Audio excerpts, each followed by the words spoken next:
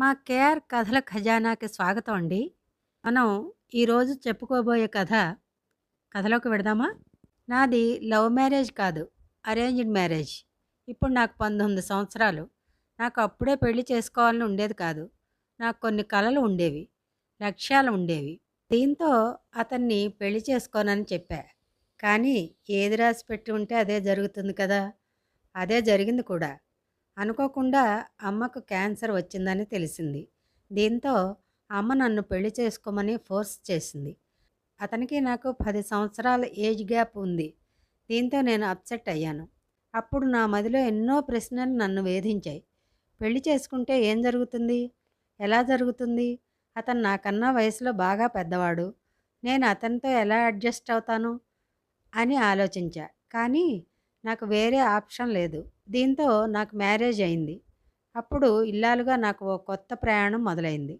అయితే నా భర్త స్వర్గం అనే కొత్త ప్రపంచాన్ని నాకు పరిచయం చేశారు.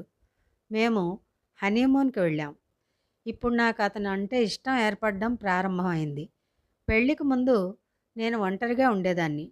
అమ్మ, నాన్న, నా సోదరుడు నా కెరీర్‌పై నాతో గొడవ పడేవారు. ఇంట్లో గొడవలు, వాదనలు జరిగేవి. అయితే నాకు పెళ్ళైన నెల తర్వాత నా భర్తను మిస్ అవుతున్నాను అనిపించేది. నాకు కుటుంబం అంటే ఏమిటో తెలియజేశాడు. అమ్మా, నాన్న, ఇతర కుటుంబ సభ్యుల విలువ నాకు తెలిపారు. ప్రతి ఆదివారం అతని ఇంటికి తీసుకువెళ్ళేవాడు. అతను నా తల్లిదండ్రులను తన సొంత తల్లిదండ్రులుగా చూసుకునేవాడు. అతను నన్ను ఇంట్లో ఏ పని చేయనిచ్చేవాడు కాదు. రోజులు గడుస్తున్న కొద్దీ నేను మంచి లక్షణాలు, వ్యక్తిత్వం ఉన్న వ్యక్తిగా మారిపోయా. దీనితో నేను అతన్ని ప్రేమించడం మొదలుపెట్టాను. అయితే నా కెరియర్ పట్ల బెంగగా ఉండేది. ఆ విషయంలో నాకు ఎప్పుడూ విచారంగా ఉండేది. నేను ఏదో ఒకటి గొప్పగా సాధించాలని కలలు కన్నాను. కానీ నా కలలు కలలుగానే మిగిలిపోయాయి. నాకు సివిల్స్‌లో జాయిన్ అవ్వాలని ఉండేది.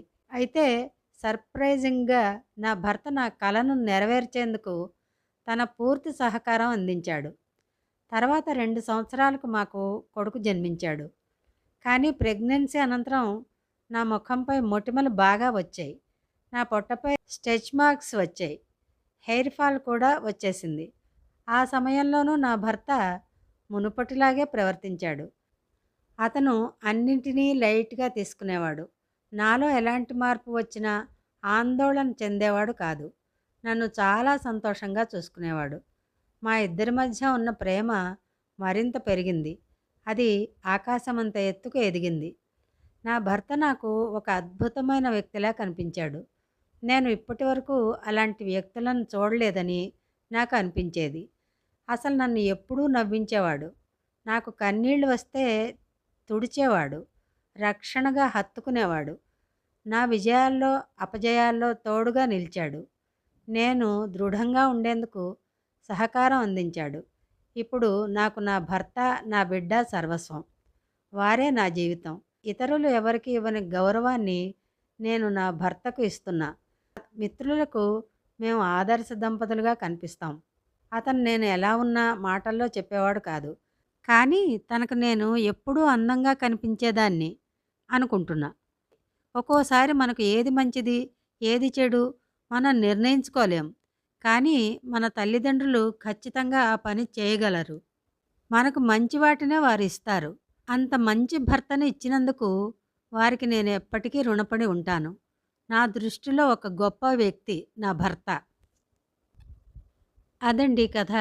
ఎదుటి వ్యక్తికి ప్రేమను పంచితే, అందున అభిమానంతో కూడిన ప్రేమను పంచితే, ఎదుటి వ్యక్తులు ఎటువంటి వారైనా మంచిగా మారి ఆలోచనలని, ప్రవర్తనని సక్రమ మార్గంలో పెట్టుకునే అవకాశం ఉంది. అలా అందరూ ఉండకపోవచ్చు, కానీ చాలామంది మారే అవకాశం ఉంది. మంచి కథ. రేపు మళ్ళీ మరొక కథతో కలుద్దాం.